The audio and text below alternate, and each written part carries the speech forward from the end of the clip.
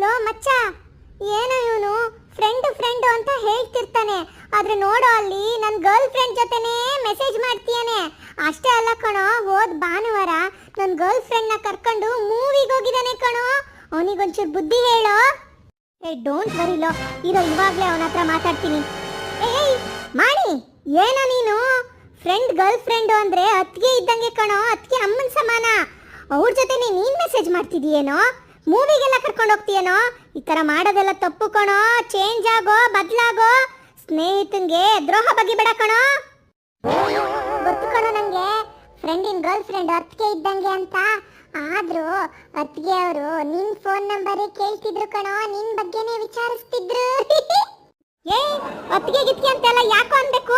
ಸುಮ್ನಿರೋ, ನೀನ್ ಮದ್ವೆ ಆಗಿದ್ಯಾ ಅತ್ತಿಗೆ ಅನ್ನಕ್ಕೆ? ಫಸ್ಟ್ ನನ್ನ ಫೋನ್ ನಂಬರ್ ಕಳಿಸೋ ಮಚ್ಚ, ಇವಾಗ್ಲೇ 2 ಮೂವಿ ಟಿಕೆಟ್ ಬುಕ್ ಮಾಡ್ತೀನಿ.